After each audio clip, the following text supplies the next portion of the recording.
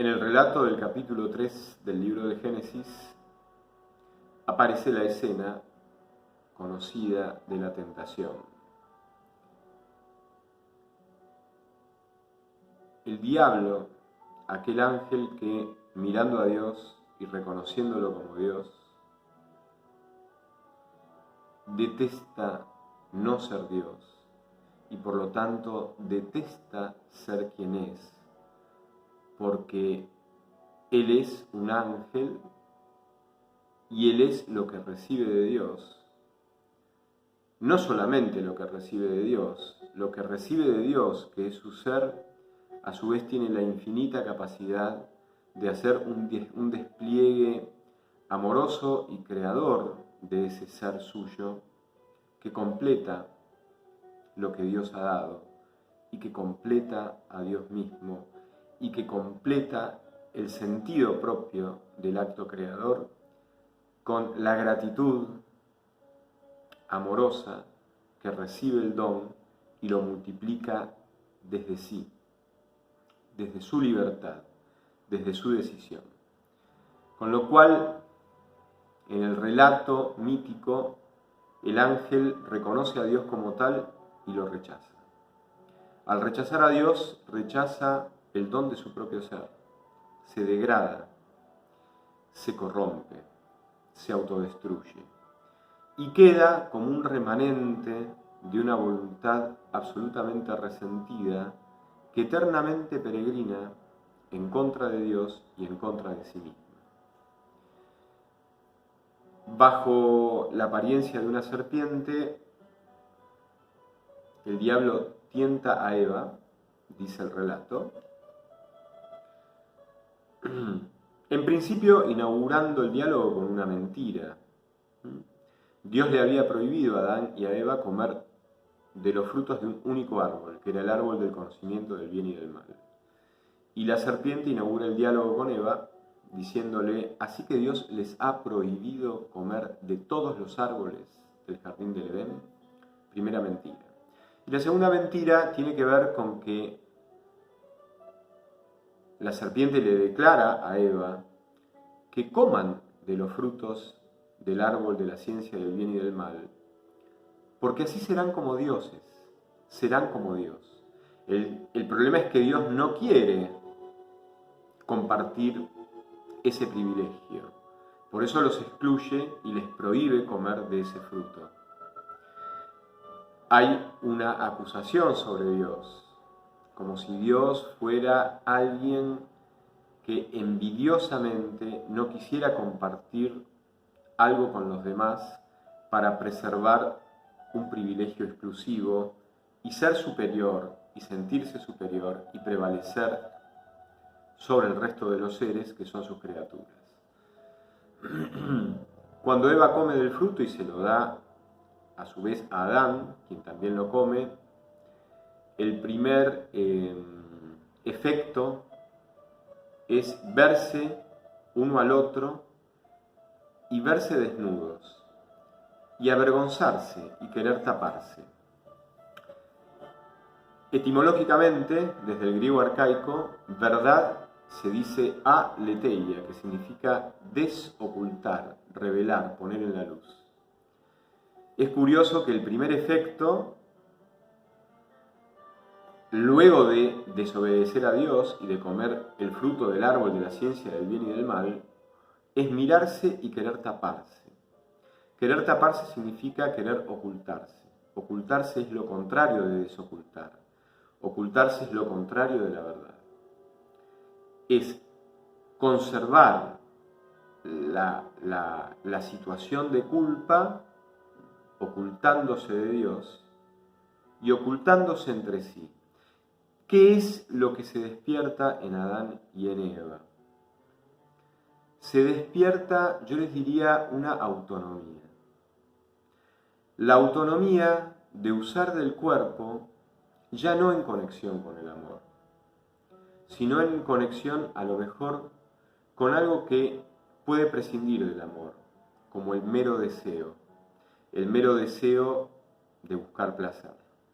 El cuerpo, que estaba totalmente unido servidoramente, no esclavizadamente, servidoramente como un recurso maravilloso y digno al servicio del amor y del encuentro, el cuerpo y las partes del cuerpo, las partes sexuales del cuerpo, comienzan a gozar de una autonomía que paga el precio de escindirse del amor, escindirse como recursos maravillosos del amor y del encuentro, para poder tener una cierta libertad que antes no tenían, una cierta autonomía que antes no tenían, autonomía desde la cual se puede usar de esas partes del cuerpo para buscar gozo y placer, sin que eso incluya ninguna consideración valorativa, respetuosa por la dignidad del otro. Es decir, las cosas que estaban articuladas desde el amor al servicio de recrear y refundar y multiplicar el amor en un encuentro real y profundo entre personas, eso gana una autonomía, pero al separarse del amor, en esa autonomía reconoce que puede haber un ejercicio que ya no sea amoroso, sino que sea estrictamente egoísta, donde al otro se lo cosifica y se lo usa. En realidad no hay ningún otro complejo teológico con el tema de la sexualidad. En realidad es un estereotipo pensar que desde el punto de vista estrictamente bíblico y teológico, la sexualidad tiene algo malo, tiene una connotación negativa. Todo lo contrario. El tema es que el pecado implica que yo empiezo a determinar moralmente qué es lo bueno y qué es lo malo, pero en función de mis intereses, de mis conveniencias, de mis gustos. Aunque en el ejercicio de ese bienestar unipersonal yo tenga que cosificar, manipular y usar al resto de los seres, y en especial al resto de las personas. Es decir, esto que se despierta comiendo el fruto del árbol del conocimiento del bien y del mal, me da una cierta autonomía para ahora decidir yo qué es lo bueno y qué es lo malo, pero en función de las circunstancias, de lo que me convenga, de lo que sea acomodaticio a los placeres y al bienestar que estoy buscando. Y por lo tanto, desgajado todo esto de un orden que me trasciende, que es suprapersonal, y que es el verdadero orden del bien, que es el orden del amor, en donde todos mis recursos y mis capacidades, en definitiva, se justifican porque tienen el poder inmensamente creador de resignificar el sentido del amor mismo con mi testimonio amoroso, con mi presencia comprometida, con mi disponibilidad hacia la verdad y hacia el bien.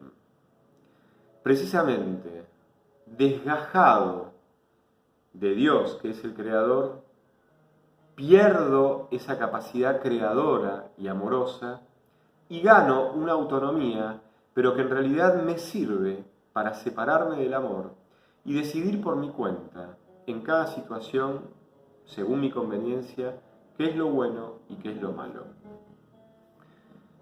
Esta es la primera parte de lo que yo quería reflexionar y comentar con ustedes.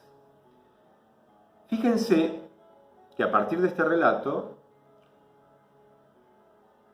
podemos reubicar ciertos elementos de la New Age. ¿Qué es lo que va tocando la New Age en el alma de un montón de personas de hoy en día? Bueno, primero va tocando zonas de mucha carencia afectiva y de mucho sentimiento de inferioridad. Por eso la New Age tiene grandes promesas, parecidas a las promesas que la serpiente le hizo a Eva. La New Age promete un camino que va a procurar alcanzar un bienestar absoluto. La New Age no nos para frente a Dios, que es un alguien que es libre de nosotros, que nos hizo libres de Él y que precisamente quiere caminar en alianza con nosotros, de modo que el destino de nosotros también sea el destino de Él, y ese destino sea creado y construido con marchas y contramarchas a partir de un diálogo, gracias al cual se expresa que el poder no está totalmente ni en Dios ni en nosotros. El poder es compartido porque el camino es un camino que intenta ser amoroso. Y Dios se quiere destinar con nosotros y prefiere destinarse con nosotros y ser con nosotros a ser sin nosotros. Estas palabras del ángel Gabriel a José le pondrán a su hijo, que esperaban con su esposa María, Emmanuel, que significa Dios con nosotros. Es decir, Dios se destina en nosotros y ya prefiere ser definitivamente con nosotros y no sin nosotros. Entonces, la New Age no nos para frente a Dios, frente a un alguien con el cual reflejarnos, porque nosotros también somos alguien, no somos algo, somos alguien, somos personas, ante alguien en el cual nos trascendemos y que a su vez, maravillosamente y amorosamente, se trasciende en nosotros como criaturas de Él. O sea, no nos para frente a Dios. La New Age nos habla de una divinidad indiferenciada, indefinida, que no es un alguien, es un algo, es una energía cósmica, universal, que aparentemente impregna a todas las entidades del universo. No nos habla de oración. Oración significa hacerme presente frente a alguien, escuchar a ese alguien, escucharme en la escucha de ese alguien.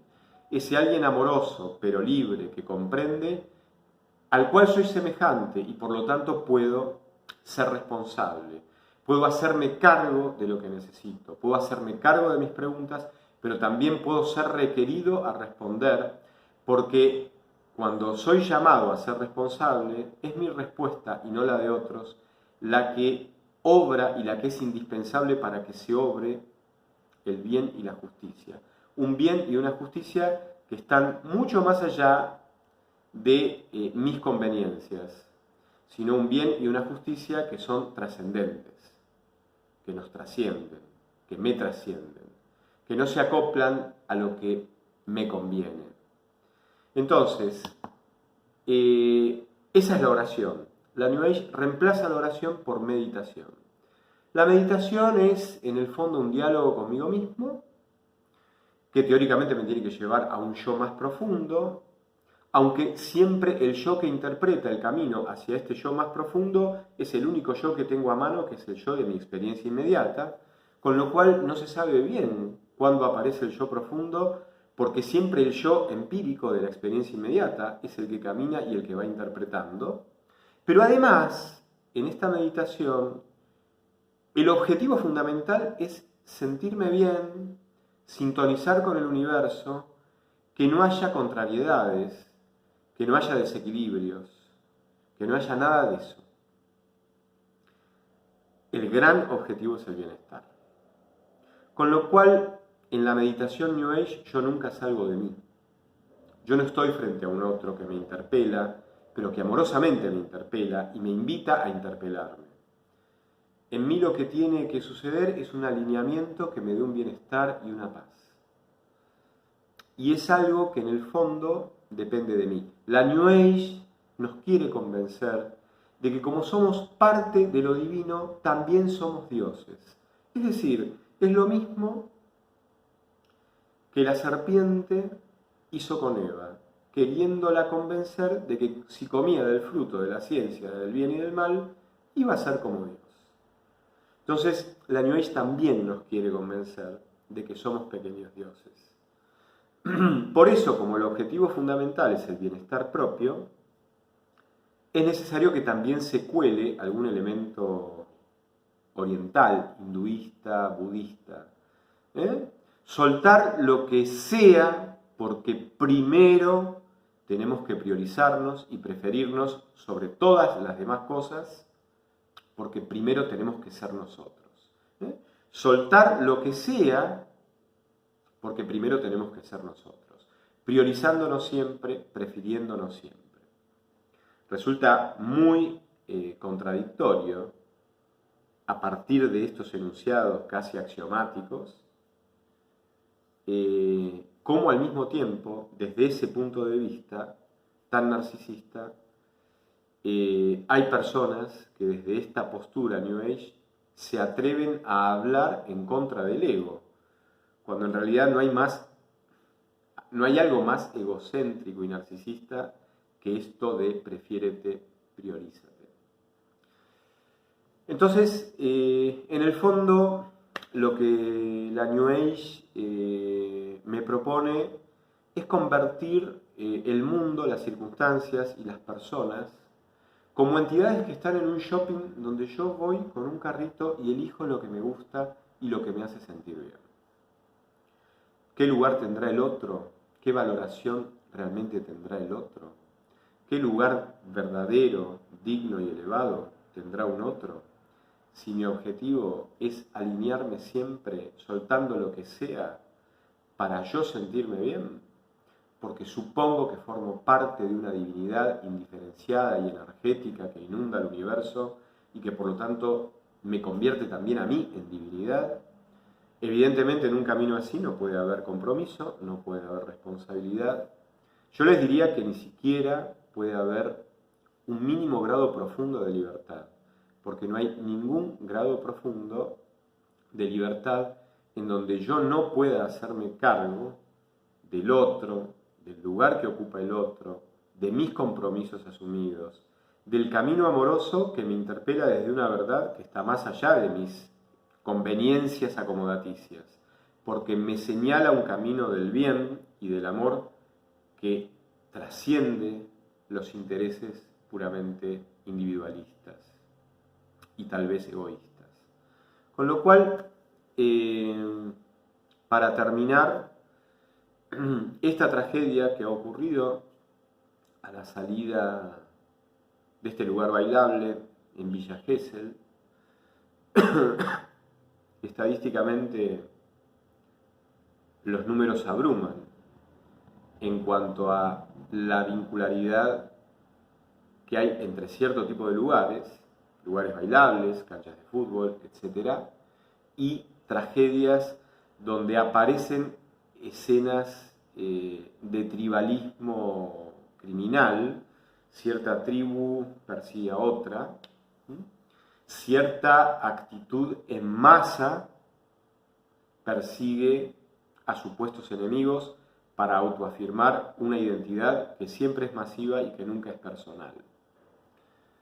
Tal vez precisamente esta ensoñación New Age de ser pequeños dioses, de pretender ser pequeños dioses y de definir lo que está bien y lo que está mal a nuestro arbitrio, a nuestro gusto, a nuestra conveniencia, lleve a que nos vinculemos masivamente, anónimamente, impersonalmente, despersonalizadamente, a través de identificaciones muy superficiales que tienen que ver con eso que creo que me empodera, que me da mucho poder y que me pone por encima de otros. Otro de los temas es el poder. Precisamente en muchos programas de coaching se insiste con el desarrollo del gran poder personal, que también se vende como un poder que también es ilimitado, o sea, tendríamos un poder ilimitado. Seríamos pequeños dioses, tendríamos un poder ilimitado, nuestro gran objetivo es el bienestar y hay que soltar personas, vínculos, compromisos, lo que fuere, porque primero tenemos que ser nosotros y la prioridad absoluta e indiscutible es sentirnos bien nosotros. Bueno, evidentemente nos sentimos desnudos y avergonzados, como se sintieron Adán y Eva, que ya no estaban arropados con la inocencia del amor, porque habían ganado una autonomía en donde ya, gracias a esa autonomía, podían calcular, usar el cuerpo, usar la inteligencia, usar las apariencias, usar la mirada, usar el tono de voz, usar las palabras, para simular, buscando conveniencias, en detrimento de la dignidad de la existencia, del sentido profundo de lo humano, de la dignidad real y concreta de las demás personas. Creo que la New Age es el último toque de moda desde el cual lo demoníaco está intentando convencernos de lo mismo que la serpiente quiso convencer a Adán y a Eva. Y a través de esta tentación, que es la New Age, lo demoníaco está vistiéndose de última moda para pervertir y destruir nuestra vida. Quienes me conocen no están ni ante un cazador de brujas, no tengo limitaciones para explorar senderos intelectuales, aunque no sean oficialmente reconocidos. Aclaro que parte de la New Age tiene que ver con la astrología.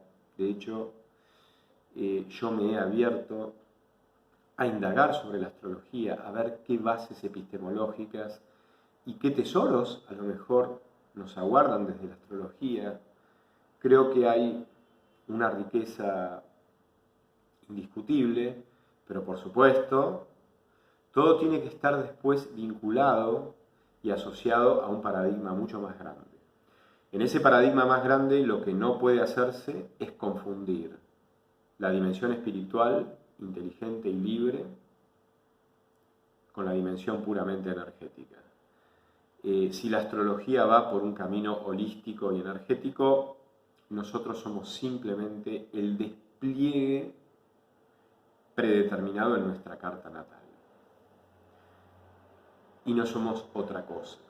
Es decir, no somos personas. No somos libres, no somos inteligentes, no somos capaces de tomar todo eso que nos constituye biológicamente, históricamente, culturalmente y hasta energéticamente. No seríamos capaces de tomar todo eso y ponerlo al servicio de un bien trascendente y espiritual que ya no tiene que ver ni con lo energético, ni con lo psicológico, ni con lo biológico, ni con lo histórico, ni con lo cultural. Es decir, si entramos en un camino holístico, entramos en un determinismo fatal, porque simplemente nosotros somos las marionetas que se despliegan desde una carta que está predeterminada. El gran problema epistemológico de todos estos holismos deterministas es la autoconciencia. O sea, que yo sepa de mí y que estoy siendo yo mismo mientras les hablo a ustedes, significa que yo soy capaz de separarme de mí, mirarme a mí mismo, ser consciente de mi propia identidad, en la medida en que también soy consciente de la identidad de esta cámara, de lo que me rodea y de todas las cosas que suceden y que son diferentes a mí, mientras yo las capto como tales en simultaneidad con la captación que hago y que tengo de mí mismo, en tanto yo, siempre idénticamente yo, en el transcurrir del tiempo, mientras hago todo lo que hago y mientras digo todo lo que digo. Esto ya no tiene que ver con la energía, esto tiene que ver con la dimensión espiritual. La autoconciencia es un gesto de la libertad y del espíritu que trascienden por completo lo puramente energético, determinista, causal, que está en la materia. Entonces, no hay que negarse a aperturas que añadan verdades, pero el gran paradigma tiene que tener en claro estas cosas que para mí son fundamentales. Sin estos recaudos, vemos personas que en el fondo tienen un profundo sentimiento de inferioridad y una enorme carencia afectiva y emocional que tratan de subsanarlo con estas promesas que se venden en términos de propósitos de vida, de bienestar absoluto, de poder ilimitado, de un éxito en el cual el yo se mira a sí mismo con mucho más intensidad que lo hizo el mismo Narciso que por mirarse de manera exclusiva y preferencial sucumbió sin darse cuenta, ahogándose en el río de su propia vanidad, de su propia soberbia. La New Age esto lo potencia casi al infinito. Bueno, esto era lo que quería compartirles. A veces me dicen que los videos no deben durar más de 12-13 minutos. Este video dura casi el doble, pero así ha salido. Muchísimas gracias, queridos amigos, y nos vemos prontamente.